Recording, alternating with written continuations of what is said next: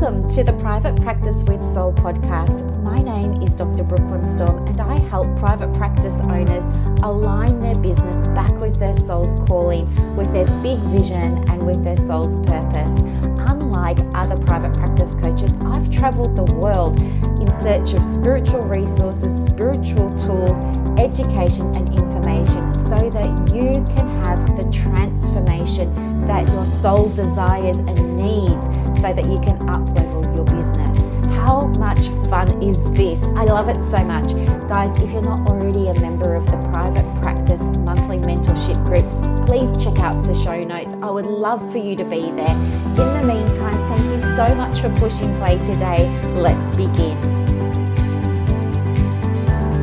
Good morning, everybody. How are you going? You're listening to this on Wednesday, but I'm recording it on Tuesday, and it's about 8 o'clock a.m. here, and I'm looking out my window and the sky is black. Oh my goodness. I swear daylight savings only happened a couple of weeks ago, but you'd swear we're in the middle of winter already. I can't believe it. How are you? I hope that you're doing really well and nice and warm if you're in Australia. Nice and cool if you're somewhere else perhaps. So welcome to another episode of Private Practice with Soul. I'm really pleased that you're here. I want to say thank you so much for listening to another episode. It means so much to me that you do. And thank you for sharing them. And thank you to all the new subscribers for coming along and subscribing to the show as well. I'm really pleased that you're here. So today's podcast is on the back of a post that I wrote yesterday. And the reason that post came about was because yesterday I saw 6 women and I had never met any of them. So they were all new. And it was really, really interesting because a theme emerged. You know how sometimes the universe just kind of waves this big banner in front of you and says, you know, this is the theme today.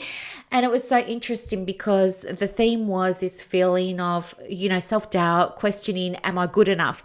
And it manifested for these women in all different ways. But it was really interesting because I could relate to it too, because I had been going through something very similar on the weekend. On the weekend, I joined this big mastermind and it was this huge investment. And you know what it's like when you invest in something? It's a bit scary, isn't it? Because you don't know if it's going to work for you. You don't know what the return is going to be. It feels a bit risky, but at the same time, you put your business head on and you know that if you want to accelerate your results, you need to do something like that. So you just got to bite the bullet, right? You got to be a businesswoman. So I stepped into the businesswoman role, yes, and invested in this mastermind. And, you know, it was the usual stuff about here's the portal and you can go in here and access all the trainings. That was all good. And then it was like, oh, and you can come into our Facebook group. And so I went into the Facebook group, and I don't want this to sound wrong or anything like that. Please don't take this the wrong way. I'm just being totally transparent and unfiltered. But I kind of thought I was pretty much at the top of my game. All right.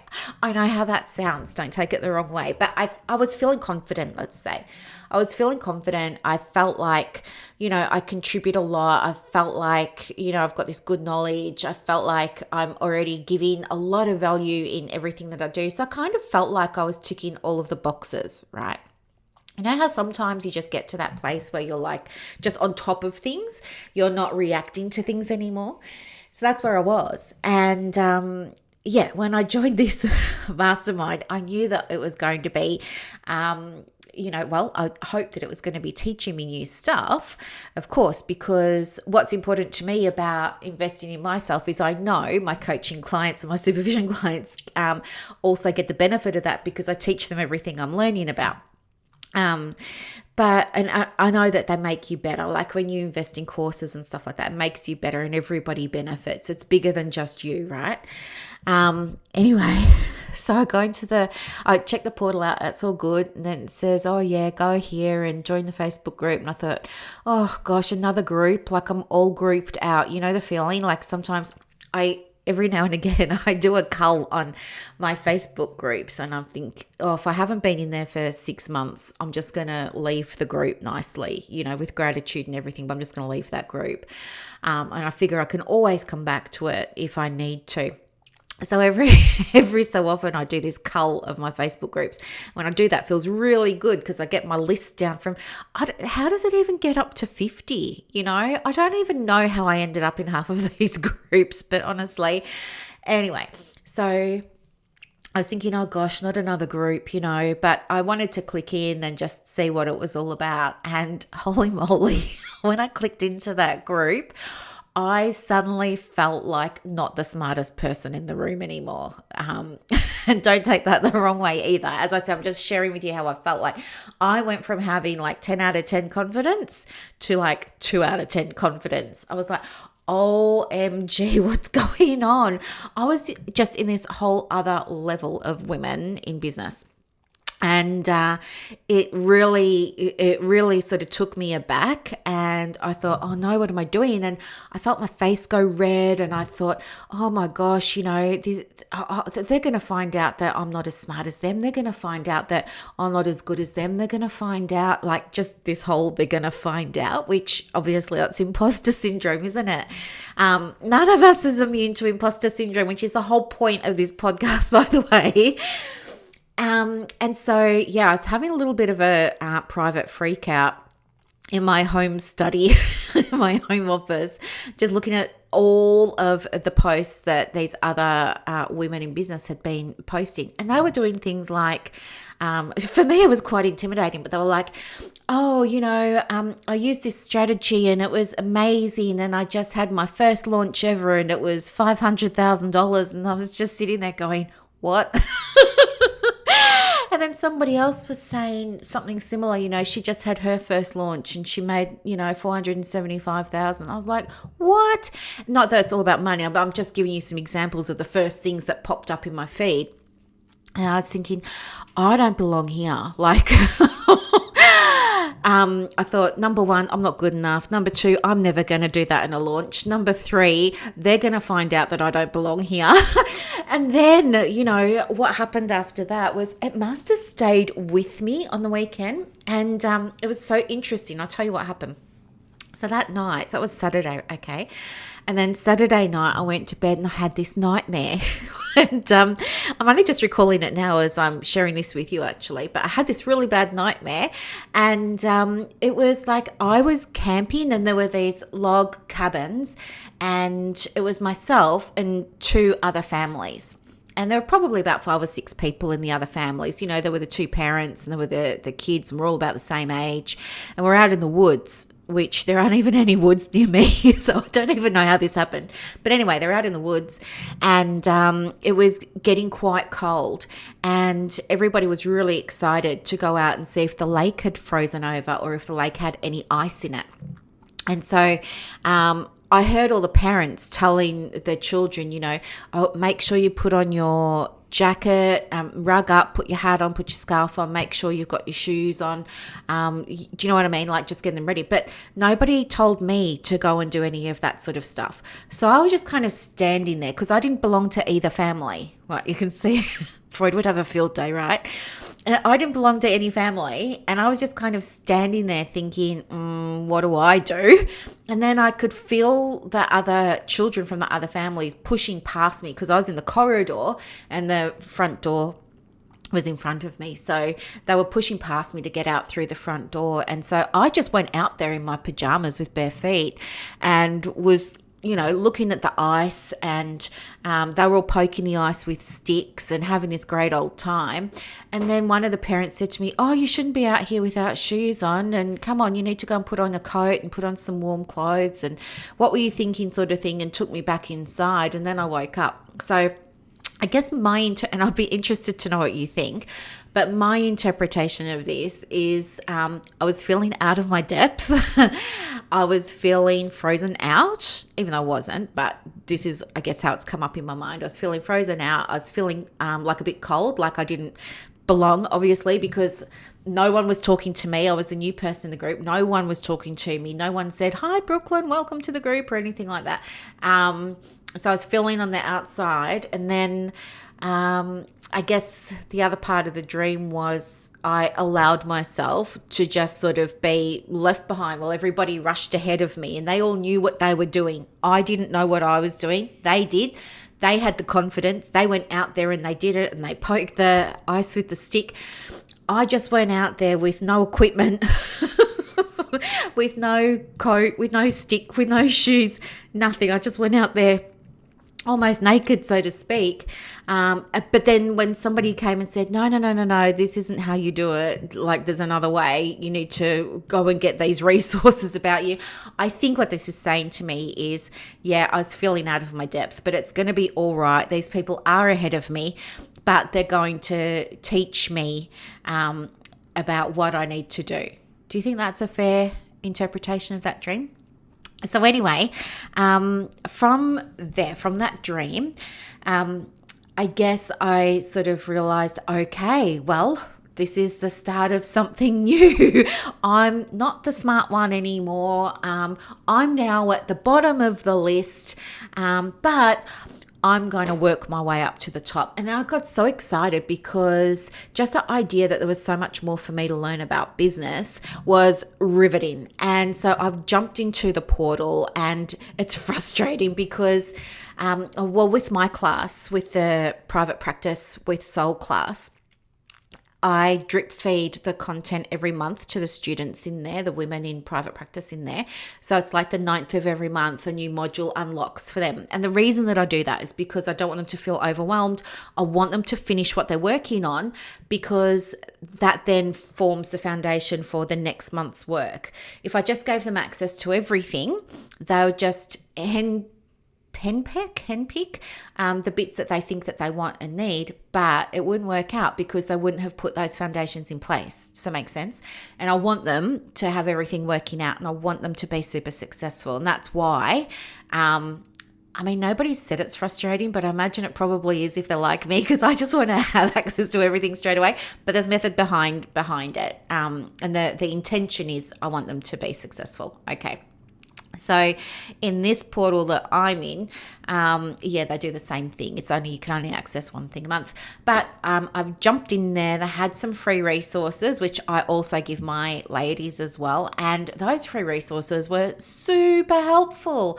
And I taught myself ClickFunnels. Like, who'd have thought? Like, does anybody use ClickFunnels for their private practice? Probably not. In fact, I'm the only woman, I know this much, I'm the only woman in this mastermind that has anything to do with health and wellness.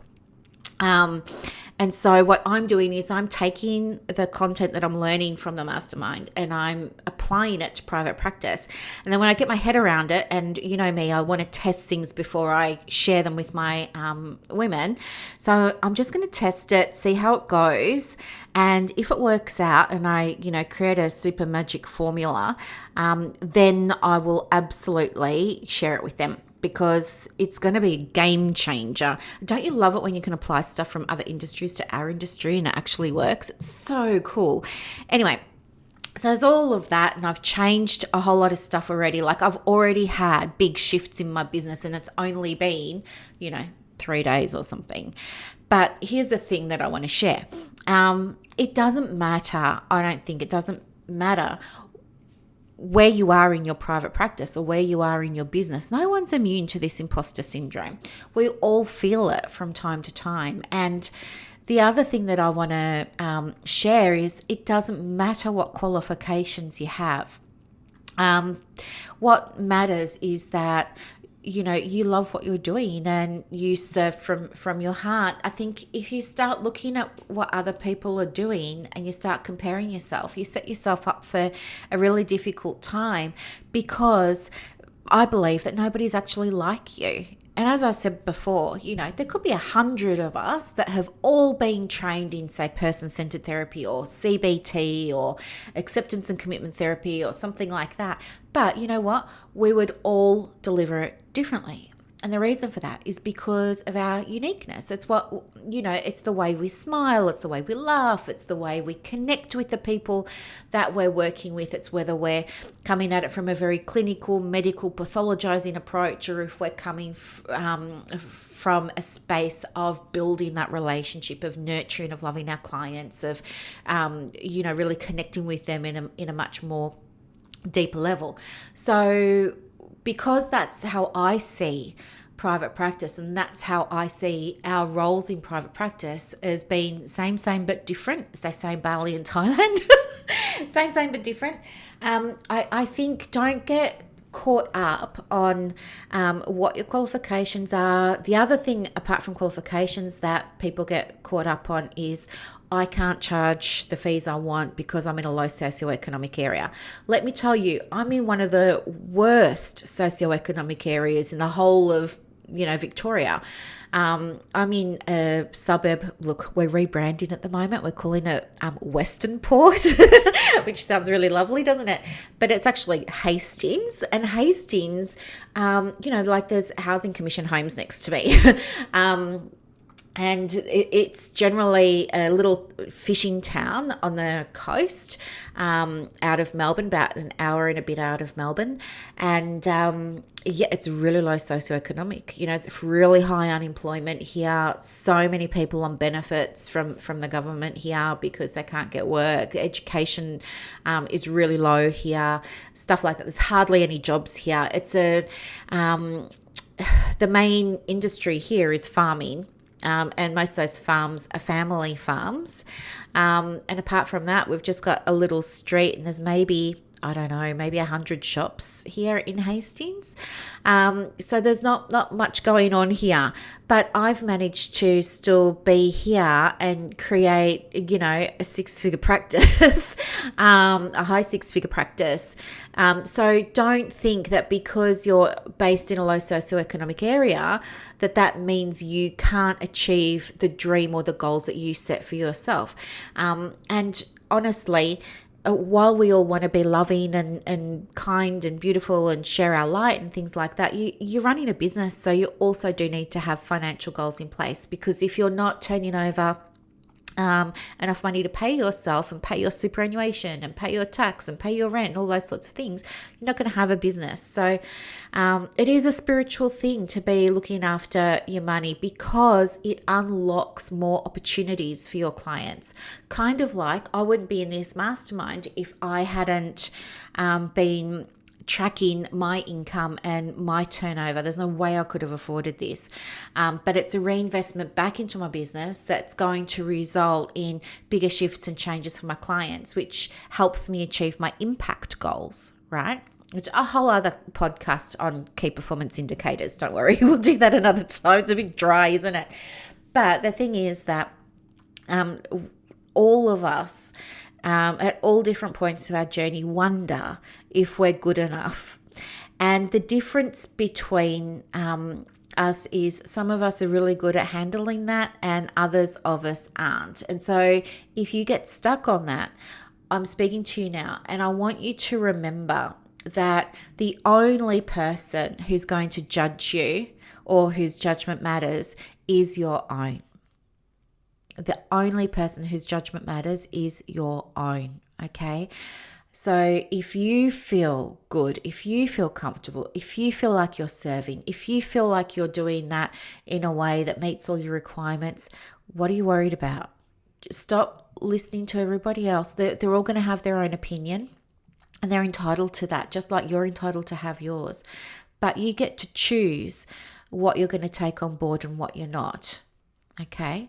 So I believe that the answers for your practice, for your business, for your life, for everything come from within, and that they're accessible to you through all sorts of different ways, whether or not you want to settle your breath and become quiet and just tune in and see what guidance comes through. Maybe you want to meditate and allow yourself to see what guidance comes through. Maybe you receive guidance when you're out on a walk and you're just clearing your mind and you're moving your body. That's okay. But give yourself that space. It's safe for you to tune in and see what your heart says about this situation. And I bet if you took a moment to tune in and listen to your higher guidance or listen to what your heart was going to say when you ask, am I good enough? I bet your heart says you're more than good enough. Okay? And that's probably going to be the most powerful thing that you can experience, because it's not me telling you that you're good enough.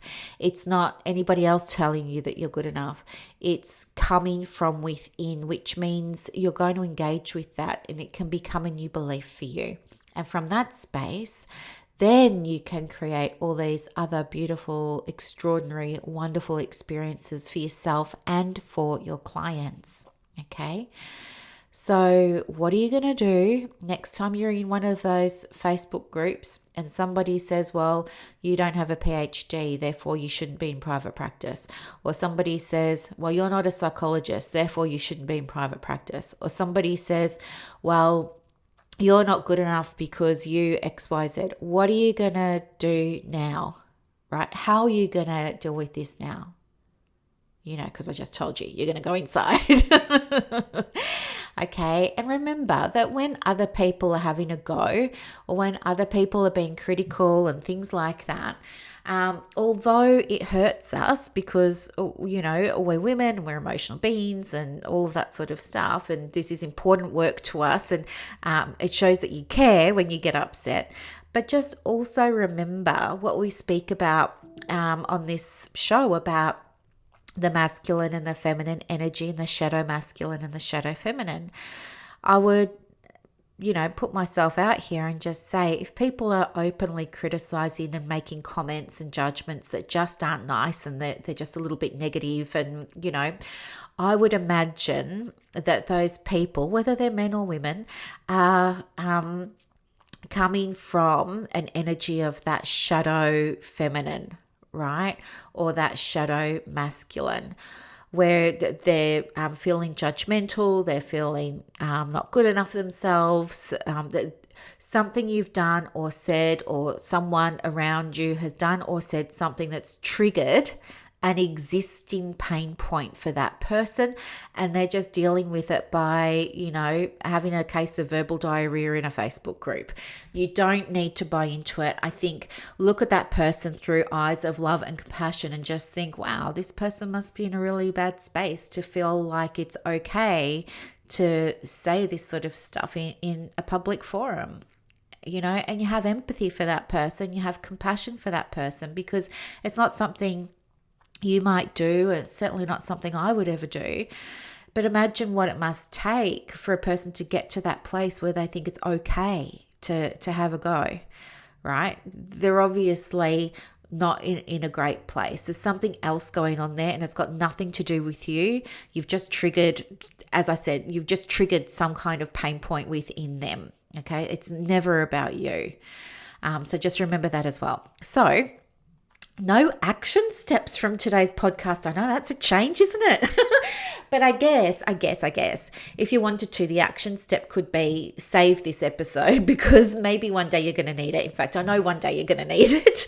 And just remember, make a note to yourself somewhere special in your diary, in your journal, about any key takeaways from this podcast episode, so that if anything does happen and you feel upset by somebody else's comments, you can, look at your notes and have a quick reflect and think, oh, okay, this isn't about me. I just need to take a step back.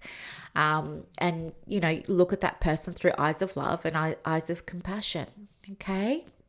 As I said, it's never about you.